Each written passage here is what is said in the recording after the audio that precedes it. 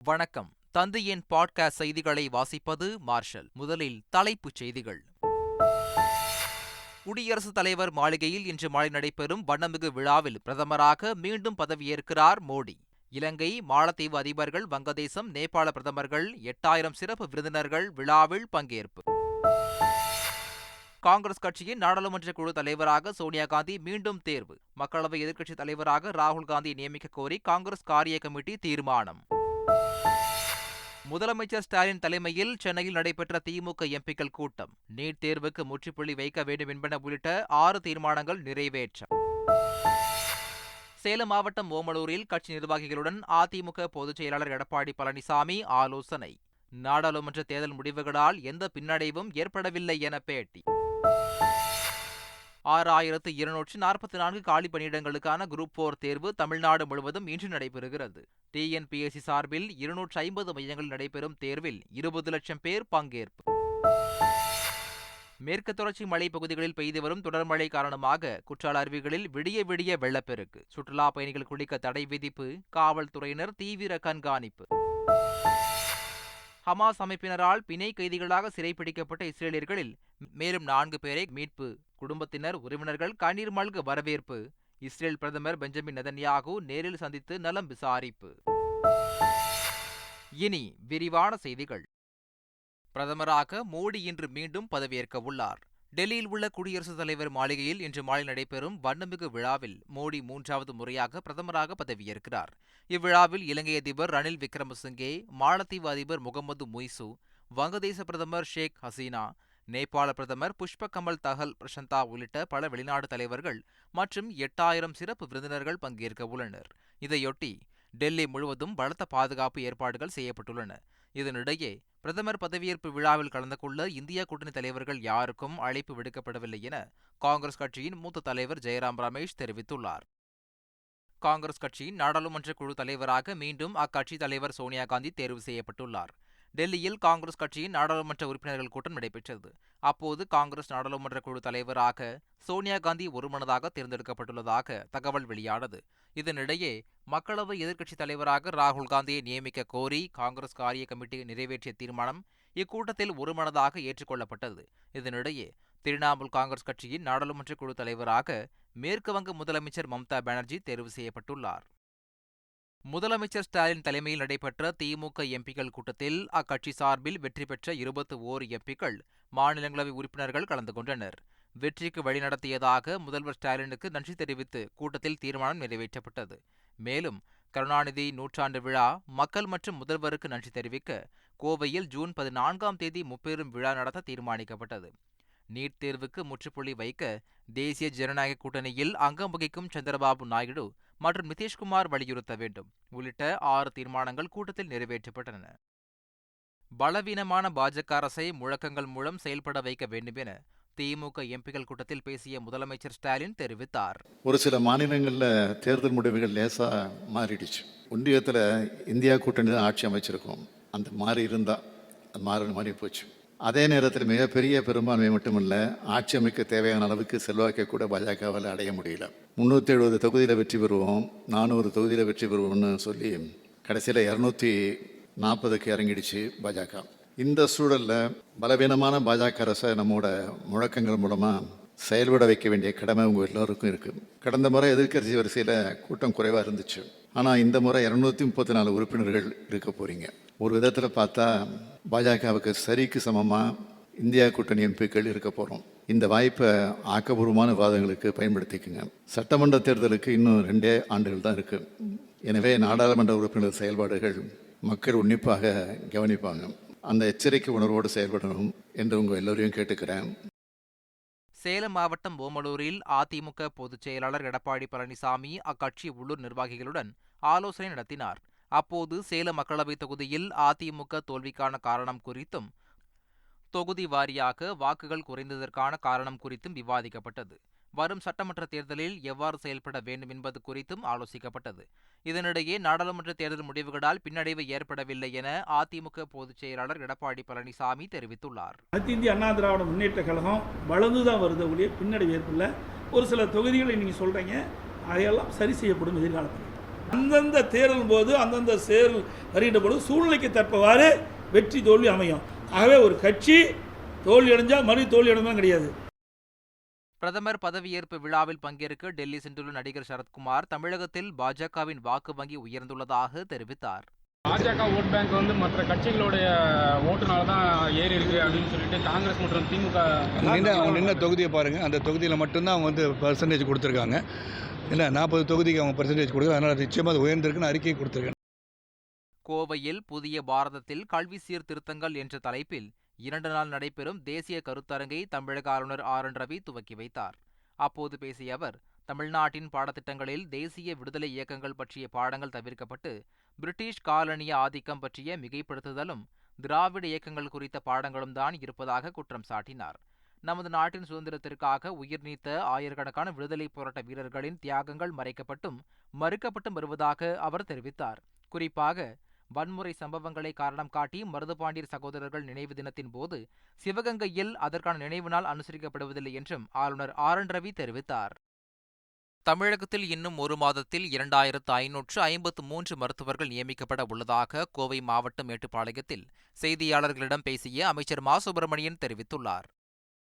சென்னையில் எழும்பூர், புரசைவாக்கம், அண்ணா சாலை உள்ளிட்ட 9 இடங்களில் மழைநீர் வடிகால் பணிகளை தலைமைச் செயலாளர் சிவதாஸ் மீனா ஆய்வு மேற்கொண்டார். அப்போது சென்னை மாநகராட்சி ஆணையர் ராதாகிருஷ்ணன் உள்ளிட்ட அதிகாரிகள் உடனிருந்தனர். பின்னர் செய்தியாளர்களிடம் பேசிய சிவதாஸ் மீனா, சென்னையின் மையப்பகுதியில் 99% மழைநீர் வடிகால் பணிகள் நிறைவடைந்துள்ளதாக தெரிவித்தார். வடக்கு பகுதியில் கொசஸ்தலை ஆறு திட்டம் மற்றும் தெற்கு பகுதியிலும் பணிகள் நடைபெற வேண்டியுள்ளதாகவும் அவர் கூறினார். தமிழக மாநில தலைவர் அண்ணாமலையின் செயல்பாடு குறித்து விமர்சிக்கும் வகையில் அக்கட்சியின் முன்னாள் மாநில தலைவர் தமிழிசை சவுந்தரராஜன் மீண்டும் பேசியுள்ளார். பாஜகவில் தாம் மாநில தலைவராக இருந்தபோது குற்றவாளிகளை கட்சிக்குள் சேர்க்கவில்லை என்றும், ஆனால் தற்போது சமூக விரோதிகள் பலருக்கும் பாஜகவில் பொறுப்புகள் வழங்கப்படுவதாகவும் தமிழிசை சவுந்தரராஜன் கூறியுள்ளார். அதிமுக பாஜக கூட்டணி விவகாரத்தில் பாஜக மாநில தலைவர் அண்ணாமலையின் நிலைப்பாடு குறித்து விமர்சனங்கள் எழுந்த நிலையில் தமிழிசை சவுந்தரராஜனின் பேச்சு பாஜகவினரிடையே பேசு பொருளாகியுள்ளது. நாம் தமிழர் கட்சிக்கு மாநில கட்சி அங்கீகாரம் கிடைத்துள்ளது. தமிழின அரசியல் வரலாற்றில் ஒரு புத்தெழுச்சி பாய்ச்சல் என்று சீமான் தெரிவித்துள்ளார். இதுகுறித்து அவர் வெளியிட்டுள்ள அறிக்கையில், 2016ஆம் ஆண்டு முதலில் தேர்தலில் போட்டியிட்ட நாம் தமிழர் கட்சி 8 ஆண்டுகளில் மாநில கட்சியாக பரிணமித்திருப்பது தமிழின அரசியல் வரலாற்றில் ஒரு புத்தெழுச்சி பாய்ச்சல் என்று கூறியுள்ளார். இத்தேர்தலில் பெற்ற மாநில கட்சி அங்கீகாரத்தை ஊக்கமாக கொண்டு 2026ஆம் ஆண்டு சட்டமன்ற தேர்தலில் மாநிலத்தின் ஆட்சி அதிகாரத்தை பிடிக்க உறுதியேற்பதாகவும் சீமான் கூறியுள்ளார். நீட் தேர்வு ஒழிப்பு தொடர்பாக ஜூன் 14ஆம் தேதி முப்பெரும் விழா நடத்துவது என திமுக எம்பிக்கள் கூட்டத்தில் தீர்மானம் நிறைவேற்றப்பட்டுள்ளதாக டி.கே.எஸ். இளங்கோவன் மற்றும் தமிழ்ச்சி தங்கபாண்டியன் தெரிவித்துள்ளார். இதனிடையே நீட் தேர்வின் போது தாளி, மெட்டி, மூக்குத்திகளை கலற்றினால் தேர்வு மையங்களை அடித்து நொறுக்குவோம் என தமிழக வாழ்வுரிமை கட்சியின் தலைவர் வேல்முருகன் எச்சரித்துள்ளார். இதனிடையே நீட் தேர்வு முறைகேடு புகார் தொடர்பாக குழு அமைத்து விசாரிக்கப்படும் என மத்திய உயர்கல்வித்துறை அமைச்சகம் விளக்கம் அளித்துள்ளது. இந்த விசாரணை குழு 1 வாரத்தில் அறிக்கை தாக்கல் செய்யும் என்றும், முறைகேடுகளில் ஈடுபட்டவர்கள் மீது நடவடிக்கை எடுக்கப்படும் என்றும் தெரிவிக்கப்பட்டுள்ளது. தமிழ்நாடு முழுவதும் இன்று குரூப் 4 தேர்வு நடைபெறுகிறது.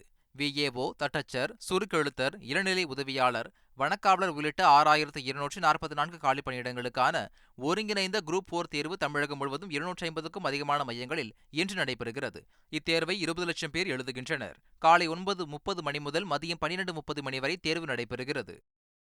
நேபாளத்திற்கு புனித யாத்திரை சென்ற சென்னையைச் சேர்ந்த பெண் மாரடைப்பால் உயிரிழந்ததை அடுத்து அவரது உடலை சென்னை கொண்டுவர தமிழக அரசு நடவடிக்கை மேற்கொண்டுள்ளது. சென்னையைச் சேர்ந்த செல்வி என்ற பெண் டெல்லி திரும்பும் வழியில் உத்தரகாண்ட் மாநிலத்தின் ஹல்ட்வானி என்ற இடத்தில் மாரடைப்பால் உயிரிழந்தார். இதுகுறித்து தகவல் அறிந்த முதல்வர் ஸ்டாலின் செல்வியின் உடலை அரசு செலவில் சென்னை கொண்டுவர உத்தரவிட்டார். இதனையடுத்து அயலக தமிழர் நலன் மற்றும் மறுவாழ்வுத்துறையின் உதவியுடன் செல்வியின் உடலை சென்னை கொண்டு வருவதற்கான நடவடிக்கைகள் மேற்கொள்ளப்பட்டுள்ளன. சென்னையில் இருந்து புறப்பட்ட கன்னியாகுமரி எக்ஸ்பிரஸ் ரயில் தாம்பரத்தில் நின்றபோது முன்பதிவு செய்யாத பயணிகள் S1 கோச்சில் அதிக அளவில் குவிந்ததால் முன்பதிவு செய்திருந்த பயணிகள் தங்களது இருக்கைக்கு செல்ல முடியாமல் கடும் அவதிக்குள்ளாகினர். அமர இருக்கைகள் கிடைக்காததால் ஆத்திரமடைந்த அவர்கள் விருத்தாச்சலத்தை கடந்த பின் நடுவழியில் ரயிலை நிறுத்தி போராட்டத்தில் ஈடுபட்டனர். பின்னர் ரயில்வே அதிகாரிகள் சமாதானம் செய்த பிறகு ரயில் புறப்பட்டுச் சென்றது. இதனிடையே சென்னையில் இருந்து கோவை சென்ற ரயிலில் பயணித்த துணை ராணுவ படையினர் மது போதையில் பயணிகளை தாக்கியதாக குற்றச்சாட்டு எழுந்துள்ளது. பயணிகள் துணை ராணுவ படையினருடன் வாக்குவாதத்தில் ஈடுபட்ட காட்சிகள் சமூக வலைதளங்களில் பரவி வருகிறது. கோவை அருகே தாய் யானையால் கைவிடப்பட்ட குட்டி யானையை முதுமலை முகாமிற்கு கொண்டு செல்ல வனத்துறையினர் முடிவு செய்துள்ளனர். மருதமலை வனப்பகுதியில் உடல்நலம் பாதிக்கப்பட்ட நிலையில் இருந்த பெண் யானைக்கு வனத்துறையினர் 5 நாட்கள் சிகிச்சை அளித்தனர். அந்த யானையுடன் இருந்த 6 மாத குட்டி யானை தாயை பிரிந்து காட்டில் சுற்றி வந்தது. இந்நிலையில் குணமடைந்த தாய் யானை காட்டிற்குள் கொண்டு சென்று விடப்பட்டது. தனியாக பிரிந்து சென்ற குட்டி யானையை தாய் யானை ஏற்க மறுத்துவிட்டது. இந்த நிலையில் குட்டி யானையை சிகிச்சை மற்றும் பராமரிப்பிற்காக முதுமலை யானைகள் முகாமிற்கு அனுப்ப உள்ளதாக வனத்துறையினர் தெரிவித்துள்ளனர். திருச்சி விமான நிலையத்தில் 24 லட்சம் ரூபாய் மதிப்பிலான தங்கத்தை அதிகாரிகள் பறிமுதல் செய்தனர். சிங்கப்பூரில் இருந்து திருச்சி வந்த ஏர் இந்தியா எக்ஸ்பிரஸ் விமானத்தில் பயணித்த பயணிகளின் உடைமைகளை அதிகாரிகள் சோதனை செய்தனர். அப்போது 3 பேர் மடிக்கணினியில் மறைத்து தங்கம் கடத்தி வந்தது கண்டறியப்பட்டது. இதைத் தொடர்ந்து தங்கத்தை பறிமுதல் செய்த அதிகாரிகள் அதை கடத்தி வந்தவர்களிடம் விசாரணை மேற்கொண்டு வருகின்றனர். பெரம்பலூர் மாவட்டத்தில் உள்ள ரஞ்சன்குடி கோட்டையை மாவட்ட ஆட்சியர் கற்பகம் நேரில் பார்வையிட்டு ஆய்வு செய்தார். 1600 ஆண்டுகள் பழமையான இக்கோட்டை சுவரில் செடி கொடிகள் வளர்ந்து விரிசல் ஏற்படும் நிலை உள்ளது. இதனையடுத்து சுவரில் முளைக்கும் செடி கொடிகளை அகற்றி நடவடிக்கை எடுக்குமாறு அதிகாரிகளுக்கு மாவட்ட ஆட்சியர் உத்தரவிட்டார். மேலும் கோட்டையை சுற்றி பார்க்க வரும் பொதுமக்களுக்கு குடிநீர் உள்ளிட்ட அடிப்படை வசதிகளை செய்து தருமாறும் அதிகாரிகளுக்கு மாவட்ட ஆட்சியர் உத்தரவிட்டார். தூத்துக்குடி மாவட்டத்தில் 150 ஆண்டுகள் பழமையான ஸ்ரீ வைகுண்டம் அணைக்கட்டை சீரமைத்து தரும்படி பொதுமக்கள் அரசுக்கு கோரிக்கை வைத்துள்ளனர். ஆங்கிலேயர் ஆட்சி காலத்தில் கட்டப்பட்ட இந்த அணைக்கட்டின் நீர்ப்பாசனத்தை நம்பி 25,000 ஏக்கர் நிலங்கள் உள்ள நிலையில் அணைக்கட்டு சேதமடைந்து வருகிறது. தரைக்கற்கள் பெயர்ந்துள்ளதாகவும் மதகு பகுதிகளில் ஆலமரங்கள் வளர்ந்துள்ளதாகவும் பொதுமக்கள் தெரிவித்துள்ளனர். இதனால் பருவமழை தொடங்குவதற்கு முன் அணைக்கட்டை சீரமைத்து தரும்படி அரசுக்கு பொதுமக்கள் கோரிக்கை வைத்துள்ளனர். மேற்கு தொடர்ச்சி மலைப்பகுதிகளில் பெய்து வரும் தொடர் மழையின் காரணமாக குற்றால அருவிகளில் விடிய விடிய வெள்ளப்பெருக்கு நீடித்தது.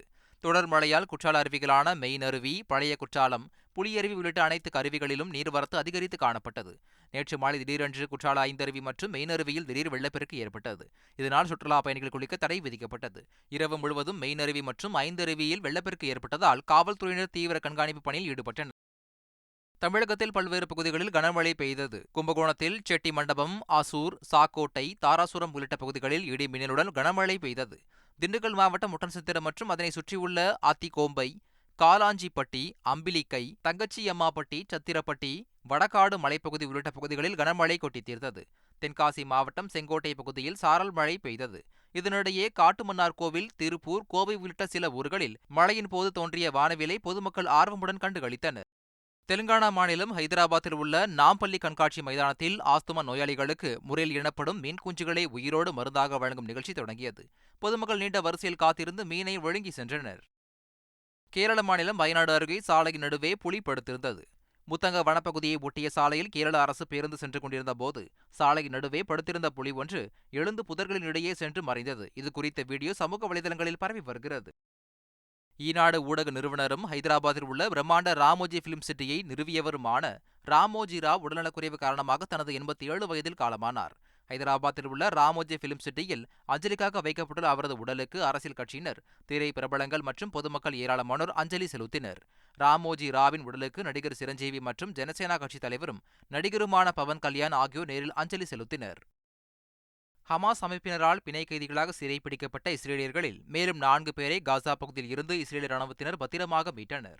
மீட்கப்பட்ட பிணை கைதிகள் அனைவரும் ஹெலிகாப்டர் மூலம் இஸ்ரேல் அழைத்து வரப்பட்டு ரமாத்கன் நகரில் உள்ள மருத்துவமனையில் அனுமதிக்கப்பட்டனர். அவர்களை இஸ்ரேல் பிரதமர் பெஞ்சமின் நெதன்யாகு நேரில் சந்தித்து நலம் விசாரித்தார். மீட்கப்பட்ட இஸ்ரேலியர்களை அவர்களது குடும்பத்தினர் கண்ணீர் மல்க வரவேற்றனர். உற்சாகத்தில் மருத்துவமனையின் வெளியே திரண்டிருந்த பலர் ஆடிப்பாடி மகிழ்ந்தனர். எஞ்சியுள்ள பிணை கைதிகளையும் மீட்க வேண்டும் என்று இஸ்ரேல் மக்கள் கோரிக்கை விடுத்துள்ளனர். நடிகர் பிரேம்ஜிக்கு இன்று திருத்தணி முருகன் கோயில் திருமணம் நடைபெறவுள்ளது. இசையமைப்பாளர், பாடகர் என பன்முக திறமைகளை கொண்ட பிரேம்ஜி வல்லவன் திரைப்படம் மூலம் நடிகராக அறிமுகமானார். இந்நிலையில் பிரேம்ஜியின் நிச்சயதார்த்த புகைப்படங்களை அவரது சகோதரரான இயக்குநர் வெங்கட் பிரபு சமூக வலைதள பக்கத்தில் பகிர்ந்துள்ளார். பிரேம்ஜியின் திருமணத்திற்கு திரையுலகினர் மற்றும் சினிமா ரசிகர்கள் வாழ்த்து தெரிவித்து வருகின்றனர். மீண்டும் தலைப்புச் செய்திகள். குடியரசுத் தலைவர் மாளிகையில் இன்று மாலை நடைபெறும் வண்ணமிகு விழாவில் பிரதமராக மீண்டும் பதவியேற்கிறார் மோடி. இலங்கை, மாலத்தீவு அதிபர்கள், வங்கதேசம், நேபாள பிரதமர்கள், 8000 சிறப்பு விருந்தினர்கள் விழாவில் பங்கேற்பு. காங்கிரஸ் கட்சியின் நாடாளுமன்ற குழு தலைவராக சோனியா காந்தி மீண்டும் தேர்வு. மக்களவை எதிர்க்கட்சித் தலைவராக ராகுல் காந்தியை நியமிக்க கோரி காங்கிரஸ் காரிய கமிட்டி தீர்மானம். முதலமைச்சர் ஸ்டாலின் தலைமையில் சென்னையில் நடைபெற்ற திமுக எம்பிக்கள் கூட்டம். நீட் தேர்வுக்கு முற்றுப்புள்ளி வைக்க வேண்டும் என்பன உள்ளிட்ட 6 தீர்மானங்கள் நிறைவேற்றம். சேலம் மாவட்டம் ஓமலூரில் கட்சி நிர்வாகிகளுடன் அதிமுக பொதுச் செயலாளர் எடப்பாடி பழனிசாமி ஆலோசனை. நாடாளுமன்ற தேர்தல் முடிவுகளால் எந்த பின்னடைவும் ஏற்படவில்லை என பேட்டி. 6244 காலி பணியிடங்களுக்கான குரூப் 4 தேர்வு தமிழ்நாடு முழுவதும் இன்று நடைபெறுகிறது. TNPSC சார்பில் 250 மையங்களில் நடைபெறும் தேர்வில் 20 லட்சம் பேர் பங்கேற்பு. மேற்கு தொடர்ச்சி மலைப்பகுதிகளில் பெய்து வரும் தொடர் மழை காரணமாக குற்றால அருவிகளில் விடிய விடிய வெள்ளப்பெருக்கு. சுற்றுலா பயணிகள் குளிக்க தடை விதிப்பு. காவல்துறையினர் தீவிர கண்காணிப்பு. ஹமாஸ் அமைப்பினரால் பிணை கைதிகளாக சிறைப்பிடிக்கப்பட்ட இஸ்ரேலியர்களில் மேலும் 4 பேரை மீட்பு. குடும்பத்தினர் உறவினர்கள் கண்ணீர் மல்க வரவேற்பு. இஸ்ரேல் பிரதமர் பெஞ்சமின் நெதன்யாகு நேரில் சந்தித்து நலம் விசாரிப்பு. இத்துடன் தந்தையின் பாட்காஸ்ட் செய்திகள் நிறைவடைந்தன. வணக்கம்.